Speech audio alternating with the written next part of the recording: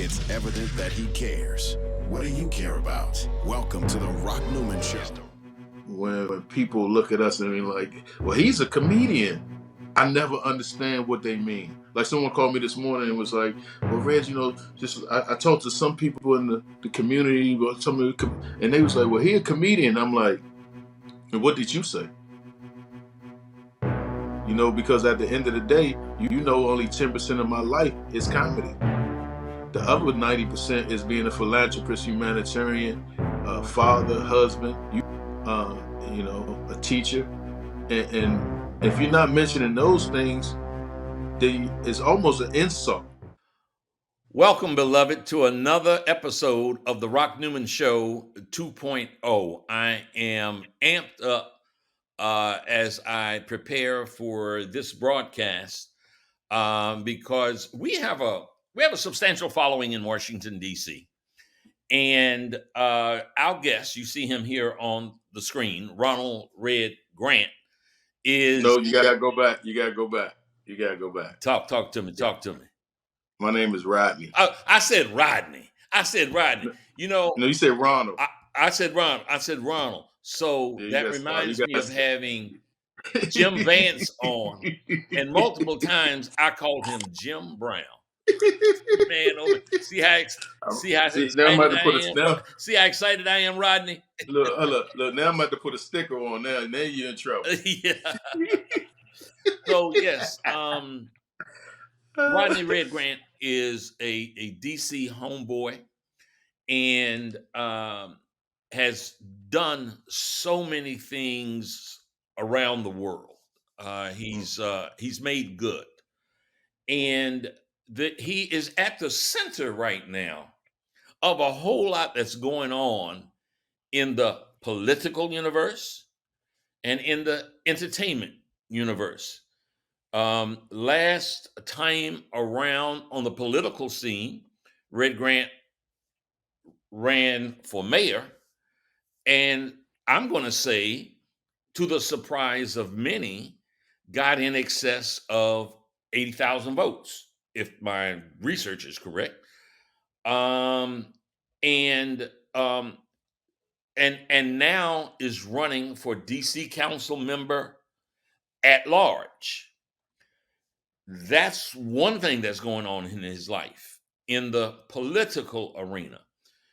In the entertainment arena, he is a close friend, ally, confidant, host of the Katt Williams tour. And if any of you, what did Sylvester say that time? If you can't hear this or you don't know this, you must have your foot in your ear, and blind, deaf, and dumb not to know about the Katt Williams phenomena. I'm not going to call it a controversy. I'm going to say the Katt Williams phenomena with his extraordinary interview with Shannon Sharpe. And both things, Red Grant is in the middle of. So, Red, we're going to start first. I want to, because we do have a strong following in the DC area, who would be interested? Part of what I want to do is not just to talk about your accomplishments, but the person you are and how you became who you are. So let's get started. You were born in DC, were reared in DC. Where did you go to elementary school? I went to Holy Redeemer first, and then I went to, which was uptown, where Surgeon Quarters and Tyler House and North Capitol Street is. And then my mom's and my father got divorced. And when they got divorced, they went through their divorce procedures. Going through it, they sent us to be raised by our grandparents, me and my sister, to be raised by our grandparents in Virginia. Uh-huh. What part? And then what part of Virginia? It's called Emporia, Virginia. Skippers, Virginia. It's a little small town where my mom's and my father are from. And we went down there, and I'm so glad we got that opportunity, because being raised by your grandparents is a little, and two grandmothers too, is different than being raised by even a mother, Mm-hmm. because it's rules on top of rules, and it's things that you know not to do. Sure. Uh, and it was a sense of spirituality that I received at that time. And then I came back to DC after the my mom's and my father got divorced, and I went to Sousa Junior High School, Where were you living at with that time? Southeast Washington. We moved back to Southeast Washington, DC, Uh-huh. uh, on Minnesota Avenue, and I'm so proud of Southeast Washington. It gets such a bad rap when you hear the name Southeast. For some reason, they uh, they feel like it's a place of, I would say, a place that people don't make it for some reason. Yeah. The hood. But They think this is a only of the hood. Mm-hmm. yeah, right. And this is a place where I grew up down the street from Johnny Gill and Stacy Lattisaw, and so many great individuals come from that side of Washington D.C. that I would be uh, not really a DC individual if I didn't tell them that Southeast is the best place to grow up. Because for me, it trained me to be a great individual. It showed me things that I needed to see early in my life. And, Like what, Rick? Give us an example. well, struggle Mm-hmm. without knowing that you're struggling. Mm-hmm. Mm-hmm. If that makes sense. Because so many people, they struggle and they don't complain about struggling. My mom's never complained about struggling, even though she had two kids. She raised two kids, and uh, she had three jobs. Mm-hmm. She never complained about struggling. Mm-hmm. She forced her kids to understand the good education was the only way to go. Hard work was the only way to be, and she made us work hard. She made us, at a young age. I can remember my mother telling me to go clean up out front of my house, and I'd go clean up out front of my house, and my mother would tell me after I finished, I'd be like, I'm finished cleaning up outside. She would like go out there, and she would like, well, you're supposed to clean up the whole street. Mm-hmm. You know, Mm-hmm. my mother was the type of mother who would make you plant flowers and make sure the beautification of your home was that, no matter what neighborhood it was. So it was a mentality for me that she was training me to understand. Uh, but I seen crackheads, I seen bums, I seen murders, I seen people just, you know, living under the poverty level that um, no one should live under. Yeah. And it's changed my life. But I also seen great athletes. I seen great poets and great teachers, and so many great people that I felt like I needed that balance, that scale Mm-hmm. as a young Rick, wait, person. let me ask you a Not question. knowing, I come just from a bit of a sports background. When you say great athletes, first of all, what time period is this now? Is this in the late 70s, 80s. 80s? It's 80s, Uh-huh. 80s, yeah, in the 80s. Uh-huh. Give Because me I a couple of graduated. athletes come to mind. Daryl Prue was like, it was one of my top people that I used to look up to. Mm-hmm. Lewis Brown, all these are so many Dunbar athletes that came out of DC, and at that time, all the schools were producing so Yeah, many yeah. athletes. Did you leave Sousa and go to Dunbar? Or where did you go to high school? Yeah, I went to Dunbar right after I left Sousa. Graduated from Sousa Junior High School. Then I left there and went to Dunbar. And because I was living in Southeast, I had to get permission to go to Dunbar Senior High School. So, um, because of some of the people that were living on my block, I had an opportunity to go meet the coaches and work out for them. And they saw I was a great athlete, and they gave me an opportunity to come to Dunbar. What sport? What sport you play? I played football and baseball. Uh-huh. And not only played it, I was outstanding at it. Uh-huh. I felt like I wanted to go to the NFL. That was one of my biggest dreams. I wanted to play professional baseball. And when I graduated from Dunbar, and it's so funny that I went to Savannah State University on scholarship and played with Shannon Sharp. So I've been knowing Shannon Sharp since we were young people, young. Wow. And That's a closed circle. That circle closed. I know it's one of the coldest. It's one of the coldest circles that you can ever. That's all. That's why I know it's God. That's how I know that only God, moves you through this society that you live in. Okay. And So I want to come back a little bit more to your development and Dunbar High School. For folks that don't know, Dunbar has graduated not just athletes, but leaders throughout the country. yes, sir. But you just said that circle and how long you've known Shannon. Did you have any role in the setting up the interview that Katt had with him? No, You did not. Okay. no, I had no role in that. You know, Cat sets up his own All right. media marketing. Gotcha. Okay. He just, we just understand we know the same people, and I think he was eager to tell me that he did an interview with one of my homies. Yeah. Yeah. and but no, I didn't know Okay. that. But I think Okay. that's something that had to happen right there. We'll come back to that. So Yeah. so you left Dunbar, you went to Savannah, you went to Savannah State in Savannah, Georgia.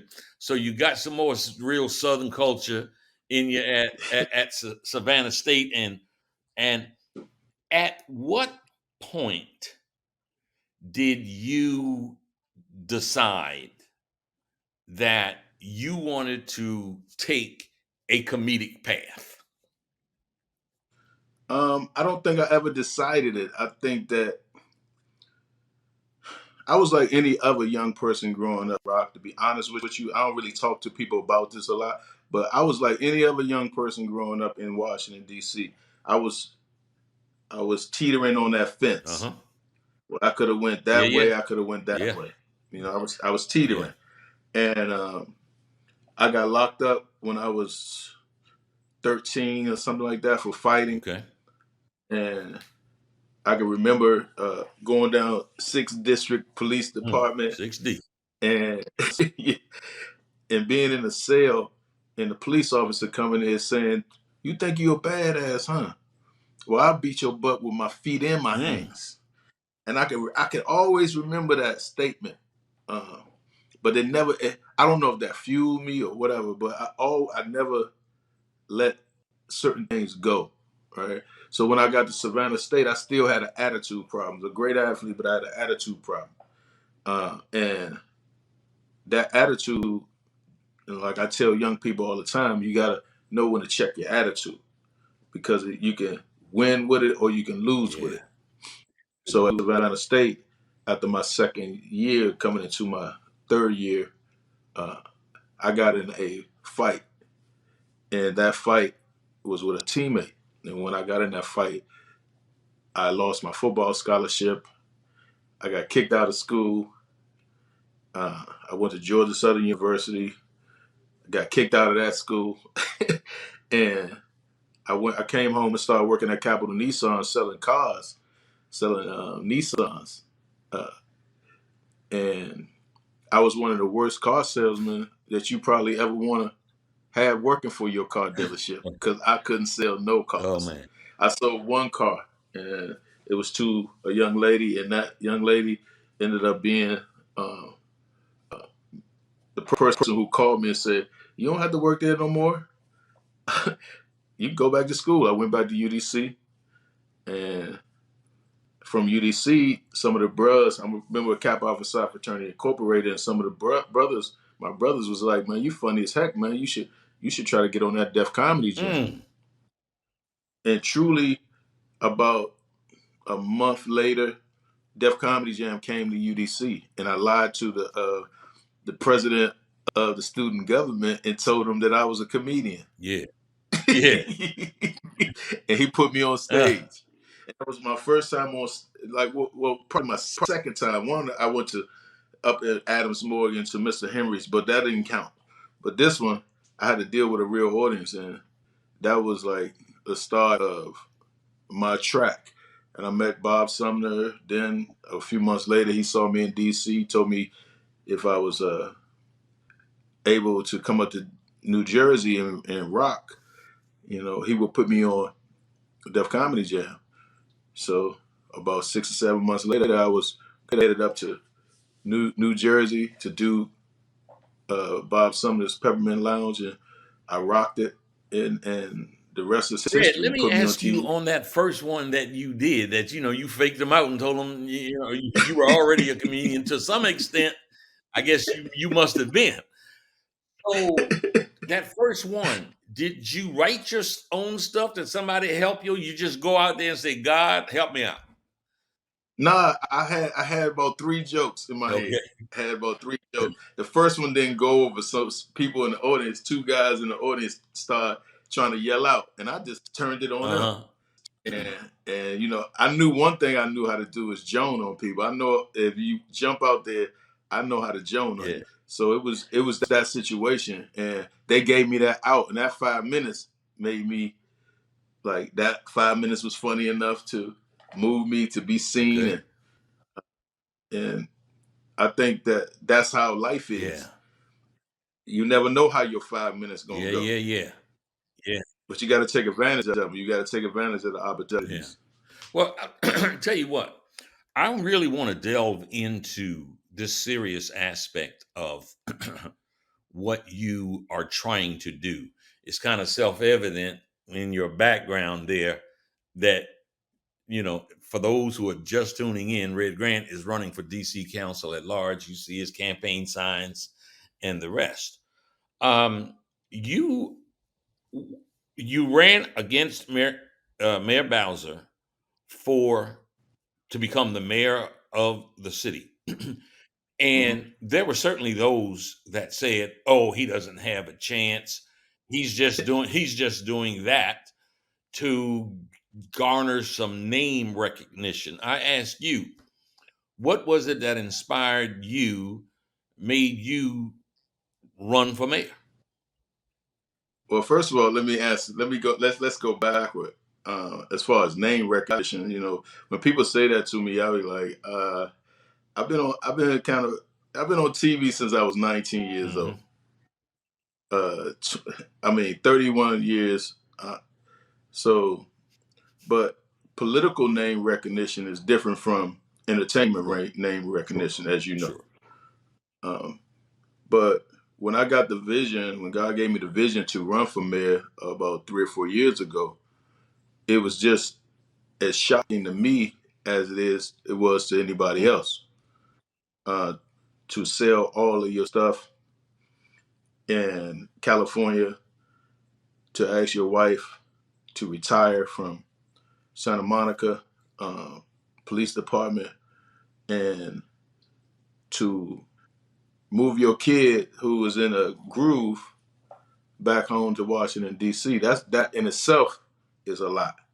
So I first had to get that permission to see if we all was on the same page, because we got to move as one, because I can't do it by Sure. myself. Uh, but then once I started coming back to DC and understanding the issues that were going on and paying attention to how bad the city has gotten, and I'm not saying that it's anybody's fault or anything. That's not what I'm saying. But to see where the city has gone, it really tore at my spirit. So then I kind of started understanding what I needed to do. I started creating programs like Don't Shoot Guns, Shoot Cameras, getting back into the community to try to help save kids, where we teach kids filmmaking from thought to theater. They write the scripts, they shoot the scripts, they edit the scripts. Uh, in programs like Beyond Your Block, where we take kids from their block, took them to the White House, African American museums, and commanders, gangs, and different things like that. I started seeing how much the need is for people to listen again. And I think that's what politics has gotten away from. Politicians stop listening to people. They show up from campaign. They know what their numbers are. They know what they got to get to. I need 36,000 votes. I'm gonna just go after these people for the 36,000 votes. So I need 100 some thousand. I know this bracket of people that I need to go at. I'm not even gonna worry about these other people over here because they don't vote. That's how they think. Me, I came into the city like I want to grab the people who they say are not voters and find out why they don't want to vote no more. And so they trying to forget about individuals in the city and just focus on one section, and that disturbed me. So I really delved deep into it. And plus, I want to see my young people succeed. I want to see our seniors be incorporated back into society. I want to see our veterans just shown the respect that they deserve, and I want to see our city safe and affordable to live in again. But I also want to make sure that I understand what people want. And policy should always follow what the people want. So you bring up the word policy, and in your campaign material, I want to pull out a few items and have you to discuss them, because this part of what we're talking about, well, the whole conversation is going to be, relevant and serious. But this here is, you're talking about uh, being a representative of the people in Washington D.C., and that's a very serious, somber, I guess, also exciting undertaking. Mm-hmm. So, one of your slogans: "Make DC an anti-poverty city." What do you Mm. see? What do you see, and how do you fix what you see? Well, first we got to start with our young people, right? Because as you see, when our young people are hurt, they act out, right? And we got to give them the opportunities that they deserve. So, one thing I always preach, and you if you read my material, you understand that I'm big on bringing back vocational education to Washington D.C. schools and building schools that are vocational education schools. Um, and the reason why I say that, because all our kids don't thrive to go to college, right? But just like some of your family in the past, they use their hands to make sure that we have better opportunities. So we want to make sure that our young people have these same skills that they can work anywhere and start their own businesses. And vocational education is not just plumbing, electrician, uh, masonry like it used to be. It's auto mechanics. That's what it used to be. It's those things, but yet now it's cybersecurity, it's coding, it's gaming. These young people are very smart. They all want to be in some type of entertainments and videos and YouTubes, and it's so much that we are leaving on the table for our young people. And we look and say, well, why they don't have any money? Well, we're not creating things that they like and things that are keeping up with the culture. Those things we have to continue to keep up with the culture if we're going to make DC an anti-poverty city. But we also got to look out for homelessness. Like when you look at the homeless numbers, and now if you go through Rock Creek Park right now, that's where they pushed all the homeless to the park, right? But we have to build.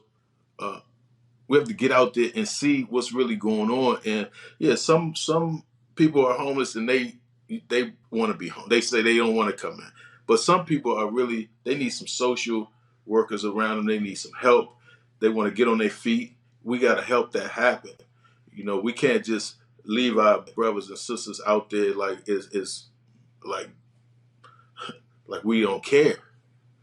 And until we start diving into getting these things back together, we're gonna still be doing the same thing over and over. And then we got to think about affordable living, right? Affordable living right now is not affordable at all. And if we're gonna say that we care, we got to make it affordable. We just had a whole issue with SNAP benefits and TANF benefits. And for those that don't know, SNAP is supplemental nutrition assistance program, which was food stamps. But we got to make people comfortable enough to be able to say, okay, I want the government to help me, but I want to be able to help myself too. And I think that when we lose the energy and the feeling of giving people our heart and our serving, then that's what we fail at. So I'm big on making DC an anti-poverty city. Mm-hmm. I see that, and one of the policy issues is providing educational equality. And when I see that, Red, I want to go behind that, underneath that, because that's a seems to me to be an inference that currently you don't feel as if there is educational equality between the different sections of the city. I don't want to put words in your Hmm. mouth, but what do you have to say about that? Well, okay, I'm using examples, like real examples. So when I came back from LA, I put my daughter, her 7th grade year, into Johnson Middle School. Some of the greatest teachers and administrators that I've ever been around. Principals A1, students are great, but they don't give the same economics to these young people. In the same. Are you talking Uh, politicians? Politicians don't give these schools? no, I'm just talking. I'm talking Yeah. about when the budgets come out. When the budgets come out, when they get shared, we know who needs money Okay. more. Yeah. I'm talking about the common sense. I mean, if me and you wasn't on this interview and we was just talking on regular, we know that Ward 8 and 7 needs more help when it comes to helping the schools build up Hmm. and look better. You know, I can remember going in there and me and uh, uh, a few people just Hmm. went and painted the school. You know, I got with Jimmy Jenkins and a couple other people, and we went and painted the school for Hmm. the principal, right? So it will be beautified Hmm. when the kids walk in. But these are some things that should be taken care of through Hmm. whoever's running Hmm. education. Um, and these are things that you should walk through and say, okay, this school definitely needs to be painted. Kids don't need to come in here and see chip paint coming off the wall and lockers are broken. And that environment just makes makes you just Okay. not want to Okay. learn, right? And then I sent my kid to Deal. Deal's Yeah. upper Northwest. It seems like they have great teachers, have everything the same, great students, but it feels like it's more energy put into the quality of Hmm. life for that school. Uh, I just wanted to be fair. I think we need to go and look at all the schools and make an assessment of what's really going on and what needs to happen and what needs to change. And let's change them. Let's don't talk about it's going to take about 5 years to change it, to put paint on the wall. No, it shouldn't take 5 years to put paint on the wall. It shouldn't take 5 years to get a new desk. It shouldn't take 5 years to get your gym fixed so the basketball rims are not hanging down. It When shouldn't take that. you speak of increasing public safety, now some people might Mm. automatically think increasing public safety means you're calling for more cops. That's what some people might think. What do you Hmm. say? No, we need to be safe in the city. Of course, our numbers in police officers are down in Washington, D.C., and I'm pretty sure that's around the nation.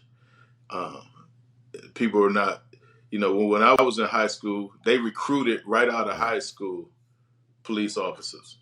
So my cousins, brothers, and family and friends. They was either going to be they police officers. They was also have firefighter programs in DC. I mean, you can work for the government right out of high school. These are the things that happen. So it's not about more police or less police. It's about making sure the city is safe. And right now, the city's not safe as far as Out of control. Out of carjackings, control. murders. Murders was up so high. It was daggone near like the 80s and in the 80s last year. Um, Home invasions, burglaries, and all of that. And then you look and see that there's so many young people carjacking, right? And now we got to go back to why are they trying to get money? Why are they doing these things? Why are they carjacking? Because they're trying to get money or they're trying to have economic growth.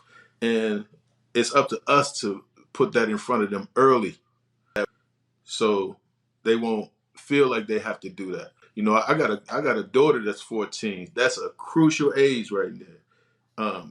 Their brains haven't developed all the way. They can be easily influenced, and it's up to us as parents to kind of parent too. And I don't give the parents a break either. I think parents should be parenting. I think that they should be held accountable for whatever's going on. If they need help, we need to get in there and get them some social work, some wraparound services that'll help the home. The real wraparound services, not things that just say, oh yeah, we're gonna get you 1 week. No, we need real wraparound services. I'm not saying that anybody's plan is bad or good. I'm just saying we have to rethink the plan so we can think different. And we gotta sometimes get people to unthink some of the things that they've been put in that been put in their head. And I told my daughter this morning. I said, if somebody took you and put you in the worst neighborhood in the world, you're gonna survive, but you're gonna be a changed person, right? And somehow somebody gonna have to be able to, reformulate you into a different place. And that happens all the time. It happened with me, my life, everybody. But I think public safety is something that we need to really take so serious to the point where we have to break that thing down to the biggest elements for early education. We got to start teaching our young people financial literacy early.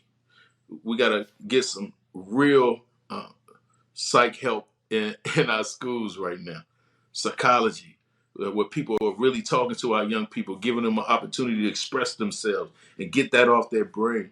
And, public safety is bigger than just police officers. It's going to take us to get back into our community and have community engagement and community policing, right? When we used to have orange hats in DC walking around the neighborhoods and the neighbors were policing the neighborhood. And that these things worked. And the stuff that I'm talking about is not things that don't work. It's things that we have to rethink and put back into place.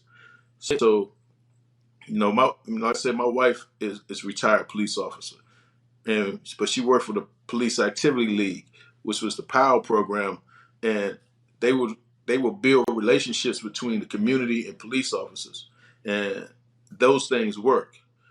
Because the 14 Boys Club in DC, all those boys clubs was run by the great men and women in uniform. And I got a chance to go to Camp Brown. I got a chance to box, and my teachers were police officers. So it's really about building that relationships with police officers in the community and the police, and getting some real ideas that really work, that make sense, common sense ideas. Red, I am going to I'm going to watch your journey for this election because to me you're sounding not like a politician, but by somebody that really wants to fix things. That you going to look to be a Mr. Fix It. When you said you and some guys painted the building. I just want to ask this: was that literal that you had a paintbrush in your hand or a roller in your hand, or you organized some folks to get that done? Nope. My partner Jimmy Jenkins called me. I called him. I knew my daughter's going to that school. We talked to the principal. The principal set it up. About 25 people showed up with us, and we all painted the school. Like organized it. Like that's what I'm saying. Is lack of organization, and a lot of things that's going on in politics and community, and we just got to be more organized. I wish I could. I wish that the organization of the 50s and the 60s could be now, right? Because it seemed like they had nothing. They had no money. They have none of that. They had no social media. They didn't have any of that. But they knew how to organize. And without us being organized, that's where the problem is going to happen. And it's going to take leaders like ourselves is to let people know, look, organization is going to be the key to how we live and getting along with one another. So could DC residents count on you that you're making these statements now of being literally rolling up your sleeves and being Mm-hmm. part of a solution to the problems that you see? You then become, if you are successful, could they count on that same kind of man of the street, in the street, let's get busy and get it done kind of uh, uh, the conversation you're having leads one to believe that's how you would be. Is that a commitment? Oh, that's a super commitment. Me and you talked earlier about Murray and Burry, and you talked about how Murray wanted to campaign, and you was tired by 3. You remember Oh you yes, said I that? do. And campaigning it's not for the weak. This is the hardest job I've ever had in my life. And I Yeah, say that, and I don't worked at a lot of places. I don't work yeah, construction. I don't worked at yeah. McDonald's. I don't worked in different businesses. But when I say campaigning for office is the hardest job, and if it ain't hard to you, that means you're not Yeah, campaigning, yeah, yeah. right? So, but my life is God put me here for service right now, right? Um, whether I become city council or whether I become the president of my daughter's school, moms and pops club, I'm going to continue to serve people. I mean, I believe in Peter 4:7 through 11. Serving is the key, and giving of yourself. And I've gotten a lot out of life. Um, because I serve people and because I continue to serve. I've seen so many great people serving that it gave me so many examples of how to do right and serve. From my family all the way to friends. So this not like an act. When I go and pick, like some of my neighbors saw me picking up trash on the street the other day. They looked at me like, wow. Like, but I can't look at trash on the ground and not pick it up. Man, I saw a clip of an interview that Katt Williams did. I saw it. I literally saw it last night. Mm-hmm. And I don't know whether this was during I can't remember even if it was during the Shannon interview or another interview where someone asked Katt Williams why it was that he had developed a reputation of being generous, of helping those who struggle. And part of it was, I think there was a white comedian that told the story of how Katt gave him like 5 times the amount of what he was supposed to make, and say and he thought Katt had made a mistake, and he went to tell him. So he said, Katt said, no, you take that and continue to do what you're trying to do. And the interviewer asked the question, why do you do that? And he gave an answer that I think a lot of people would miss the message about Mm, the cosmic, I'm going to call it that, the cosmic value of giving. mm.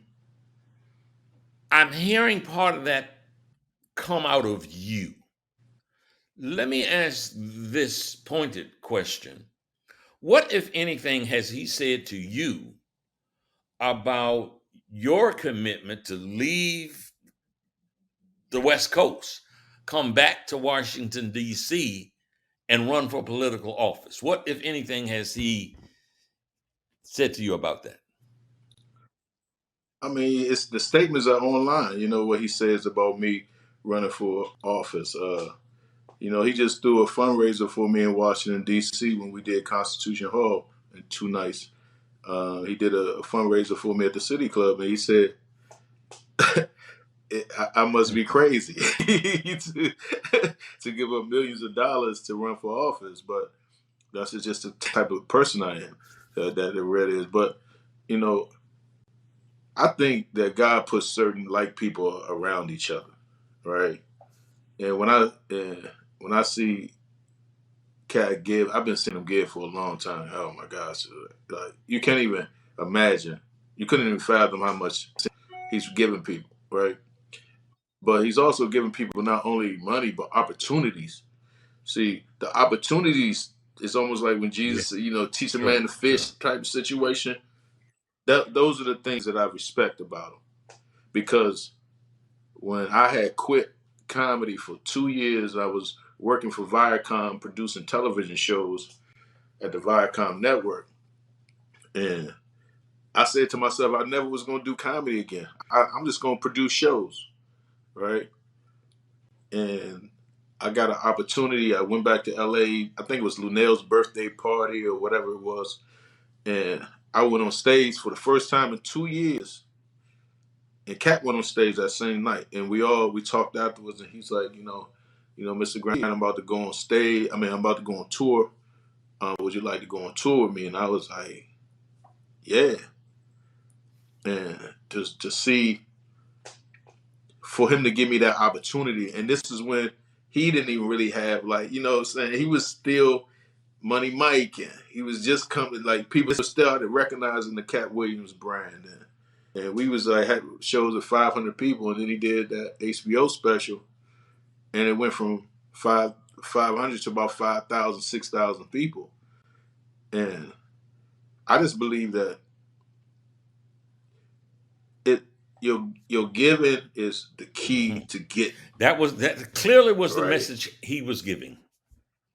He didn't use those Well, that's words, that's but that's the him. message he was giving. No, but I think if you listen to his interviews, he'd tell you that, like, I'm a witness to it. You can't go to people that and try to badmouth a Red Grant because they're not gonna let you badmouth me because I've given to them, you know, and it ain't always money. Sometimes it might be a conversation. You gave me stuff the other day when we were just talking, just giving me energy and conversation, and that's the type of energy you have. And it just needs to be more people to understand that, and giving without grumbling. That's the key. They said that in Mhm. Peter. You give without grumbling. Like, don't give it to me and then behind my back, like, I gave this man some. Man, he ain't. Yeah, he needed me. Nah, don't do that. Man, I was looking at you guys' tour schedule. Sure, man, I want to go behind that. I want to go behind that curtain. It's like you're in Charlotte this night, and then you're in Birmingham, which ain't Alabama, which ain't just like this 15 minutes. Are you flying private those places, commercial? Are you on the bus? Man, you are every single weekend. You're playing on my birthday. You're coming to a place in Florida that I never even Oh, heard of. yeah. Esoterra Your birthday on the or something. 14th. On the On the 24th, 20, yeah, February we 24th. doing Estera on the 14th. We doing that this weekend. Uh, Yeah. but yeah, Yeah. And you're also in Orlando. So I'm trying to figure out, okay, one of these places I'm gonna go. I'm probably gonna end up going to Orlando because Nikki's Soul Food is there. yeah, If you yeah, haven't been there, yes, yes, you need to you need to try. But this it's every weekend between now and May. I think there might have been one weekend that y'all weren't touring, and each time it wasn't like you're playing 2 or 3 nights in one city, you're hitting this and then you're going somewhere else. Man, yeah. how do you do it? I mean, Katt Williams. Katt Williams is like, they used to, Springsteen, the boss, right? Say that again. Oh, you can't hear me? No? Can you I hear can me? hear you now. I Cause can. my Yeah. phone. Mhm. I think it's somebody. Hey, no, Noel. Some ways, I got another me, but it's like they used to call Bruce Springsteen the boss. Yeah. Nah, Katt's the boss, and I say that because he understands scheduling. He understands the entertainment part. He understands the what your set's gonna look like. He understands the filming of it. He understands what comedians to put on. Um, it's just he's different. Like so, um, sometimes I just fly in and follow the schedule. You know what I mean? Yeah. I get there because I come in on a certain date, straight off campaign, and I'm straight into that mode, and I'm back on Sunday, back campaigning, and that Friday and Saturday I'm still campaigning on the phone, and he's looking at me like, "How is you doing it? Why is you doing all of this, Red?" And I'm like, "Because it has to happen. It's just like we have to get these tours done. The people got to be spoken to. That's why I'm. When people say you a comedian, I'll be like, no, I'm a public speaker. I speak in public to people, and Yeah. sometimes it's a laugh. Sometimes they laughing, and sometimes it ain't. It ain't about making them laugh, but it is about speaking. So let me segue. Give me a good segue into something.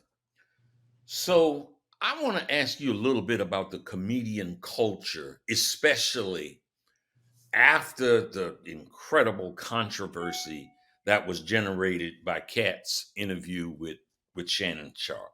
Mhm. And part of it is he talked about people stealing jokes. And so I want to try to understand something from the comedian culture.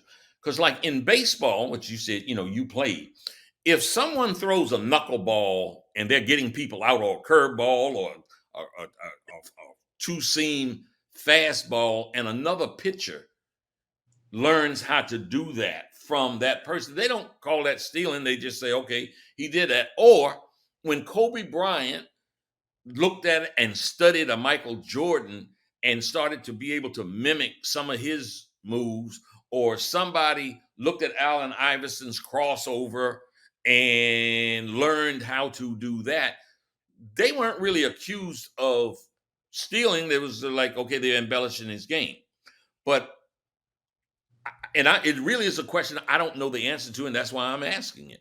So the idea that somebody hears a joke in Hollywood and then tells it in Atlanta themselves, you say, okay, he stole my joke. Help me and the audience understand that a little bit, if you can.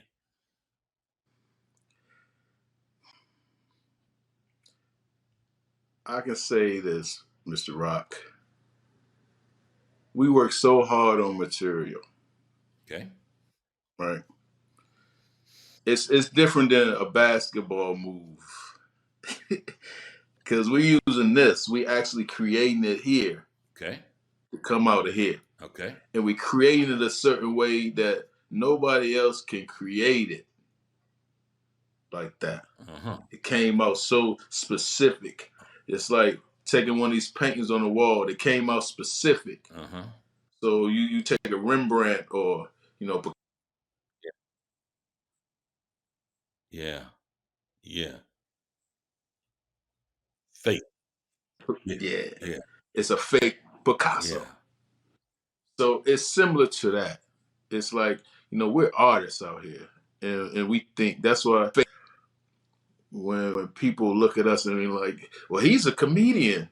I never understand what they mean. Like someone called me this morning and was like, well, Reg, just I talked to some people in the community, or and they was like, well, he a comedian. I'm like, and what did you say? Yeah. Because at the end of the day, only 10% of my life is comedy. The other 90% is being a philanthropist, humanitarian, father, husband, a teacher. And if you're not mentioning those things, then it's almost an insult You know what, Red? You to. just answered a question that I was going to ask you. And Mm, my partner and producer, Avis J. Safista, he found a clip of Malcolm X stating that how athletes, entertainers, comedians, and he specifically mentioned Dick Gregory at the time, that they were projected or portrayed as political leaders. hmm And, you know, that was obviously in the 60s.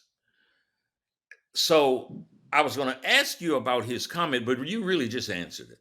You really just answered it. When mm. you looked at just as a comedian, you're not. It's not a 3D version. It's a one dimension version, and you just answered that question. So I don't need to answer it. And I just wanted to share that with you. Yeah, because it's almost like a downplay of who we are. Like you trying Yeah, to tell me Mr. Dick Gregory wasn't a genius? yeah, You yeah. trying to tell me Richard Pryor wasn't a genius? Right, Red right, Fox wasn't a genius? right, right. And I can go on and on and on, Yeah, right? yeah.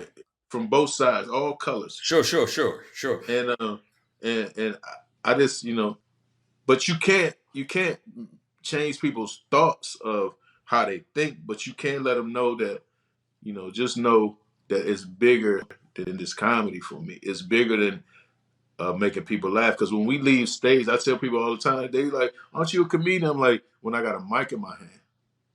Mhm. Good. Yeah, so there was a rumor, or Avis told me I saw the clip of Katt Williams absolutely pulverizing Wanda on the Frank Ski show after it seemed like she took him to task or something. And Avis later told me that that was a clip that turned into something. The rumor was it turned into something very dangerous, where her husband came up to the station brandishing a weapon, and so is that true or false? Um, well, let me say this. All right, so first of all right, so that was my interview. It was an interview that I was having with Frank Ski, and I just happened to be staying with Cat, and Cat took me to the radio station. He did not want to go on the station. He had said he didn't want to go on the station. They pressed him to go on the station. He already said that, and a lot of the disrespect that happened before we got on air, it cultivated into that. Huh, interesting. Right. So, that's almost like if me and you walk in the room Hmm. and somebody gives me a hug Hmm. and then they look at you and be like, Rock, Yeah, I know you come on the radio, right? yeah, And to me, Cat had just won an Emmy yeah. for Atlanta. Woo. Background information is critically important. Perspective is oh so important. Let me let you continue.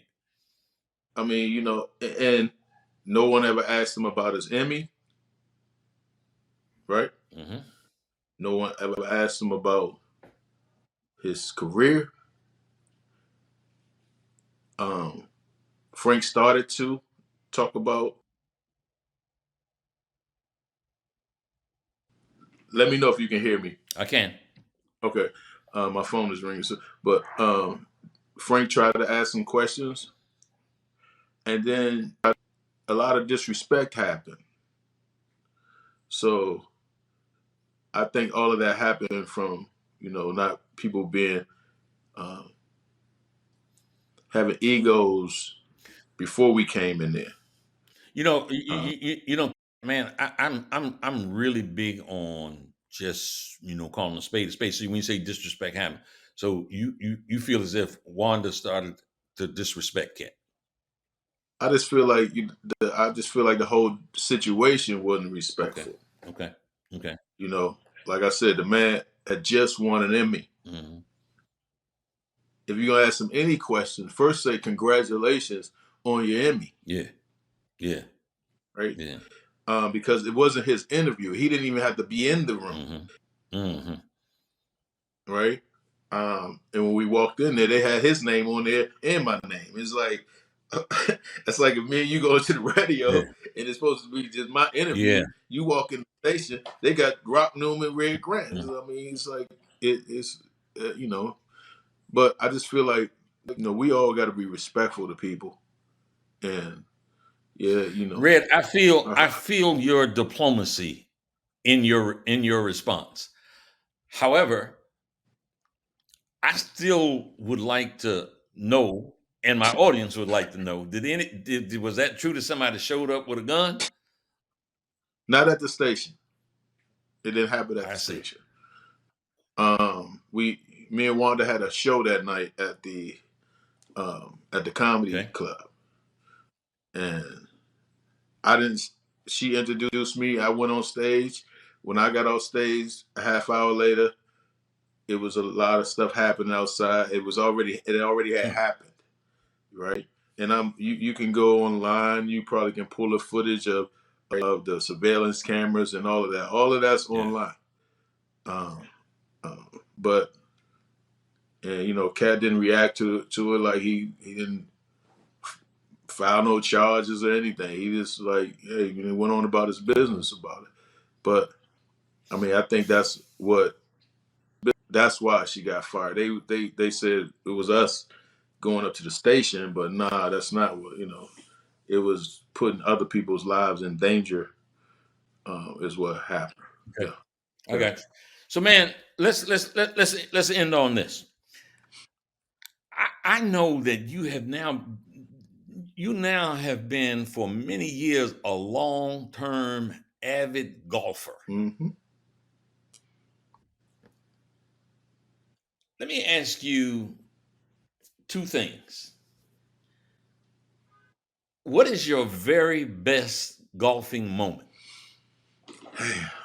I got a lot of them. Definitely playing golf with Cat is always a great time. Like it's always a great time because we compete. Like he'll beat me by one, I'll beat him by one. We just go back and Yep. forth. We both uh, uh, low handicap golfers, so Okay. we compete. Okay. But I did play with Dustin Johnson recently at the Live tournament. I walked 18 holes with them, and I really realized why golfers are golfers walking 18 holes because they do it for 4 straight days. Yeah. But I think just being in the game of golf itself is it's a learning experience every time you're on a golf course because golf teaches you so much that no matter who you are, no matter how much money you have, no matter how people put you on a pedestal in real life, golf will humble you. That little, yeah. It'll Hmm. keep you humble, and Hmm. it teaches you lessons. You can't cheat. It teaches you about being ethical and being respectful. And there's certain things that you do on a golf course that if we can bring in human life, we will have a better place to live. But golf is very meaningful for me. Like you get on a golf course for 4 hours and you take your brain away from entertainment, politics, family. My wife always say, "You going out on the golf course, huh?" Yep. Your father taught me how to golf. So as her father taught me how to golf, so it's nothing that she could say. But you get a chance to just be yourself and meditate. It's a real life escape. A real life escape. Yeah. And lastly, if you have a foursome that you could Shoot. play with anyone, dead or alive, who would you want your other three playmates to be? So it got to be me and Cat first. So the other two, we're going. I mean, I'm talking about me. I don't know if he would even want them there, but Tiger Woods. Okay. Tiger Woods. Yeah. Got so many people in the golf that he just changed the perspective of golf. And Jack Nicklaus. Mm-hmm. Yeah, just to understand the origin of it and where it comes from, and little tweaks that you need to make your game better. And as you get older, and golf is the only game that you can still play at 90 years old, 80 years old, and still beat people. Jim Brown was going out there with us and beating us at like a certain age, Mm-hmm. and I miss him so much because we've thrown 3 golf tournaments, and the first one we did, we honored Jim Brown. The second one, Snoop, Troy Mullins, and Cat. And every year we do a golf tournament. This year we'll be doing a golf tournament in May in DC for my nonprofit, Beyond Your Block. And if you're in town, please come because it's a fun thing. It's to support our young people and to give back to our community. And so, yeah, that's how I feel about I saw golf. something 2 days ago on Jim Brown, and as much of a fan as I have been of his for forever, I didn't know he was as great of an athlete as he was in what was described at the Hall of Fame when then they did that Hmm. memorial for him. Jim Brown threw 2 no-hitters in Yankee Stadium, like during his high school days as a baseball player. What? He I never knew averaged that. 33 points a game as a basketball player in high school. And then, we know about his football. We know about his he's considered to be the greatest Lacrosse. lacrosse player ever. Jim Mm, was mm, mm. incredible. Let's wrap up with this. You're running for at-large council in Washington, D.C. As I said earlier, that's an incredible responsibility And let me say, in the in Democratic the Democratic primary, primary. because in June 4th, because I have to say that because I ran as an independent, people sometimes don't know I'm in the Democratic Okay. primary In the running Democratic for primary, at you're large. running for But council at large. And I want to give you a minute or so to talk to the people in Washington, D.C. as to why they should vote for Red Grant, council member at large.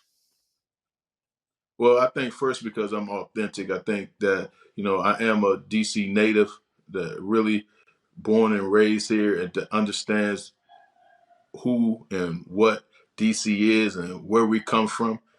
And the culture of our city is something that no one else can you know can duplicate. We got our own music, we got our own clothing, we got our own system, and that's where I come from. But also just being a person that really wants to see our young people do better. um, I'm engulfed in helping our young people and our seniors right now do better. And I think that we need someone in office that understands people and understands that who knows how to listen to people. And once we get more people like that in office, I think we're gonna have a better political system because it won't be surrounded around like people and just talking about these policies and all of this, legislation. No, it's gonna come from a common place.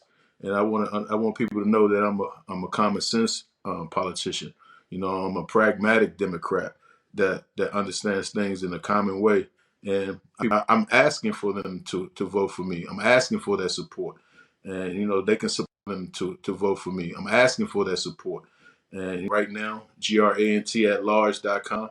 They can go, they can donate, they can become a volunteer. You want They to can give put, that? You want to give that site again? I think there was a issues with the sound.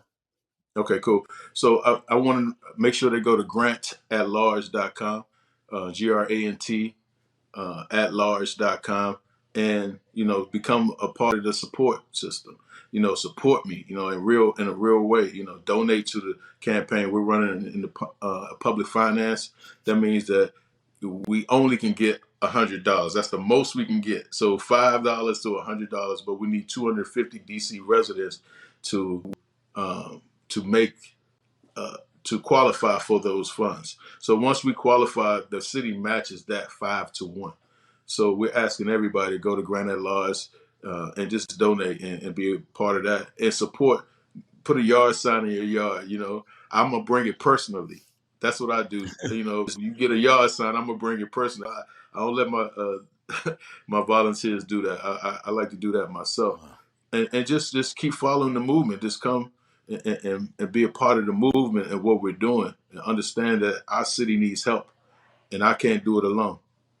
So, thank you so much for having me on your show today, Rock, because we've been friends for a long time, and I've seen you be an incredible individual, a credible human being, and for me to be on here with you today means a lot. Thank you very much, and I'm gonna say on behalf of myself and the audience, we really appreciate having you. Good luck with all that you do in the future, and say hello to Katt for Well, us. I All will. right. I always tell them. I always tell them I don't need luck. I just need Yeah. you. That's all I need. Thank you, brother. Okay. Folks, thank you so much for watching this version of the Rock Newman Show. If you would like us on all the social media sites and subscribe and do all those things that I always forget to tell people to do, I would appreciate it. God bless you and go forth in peace, love, and happiness.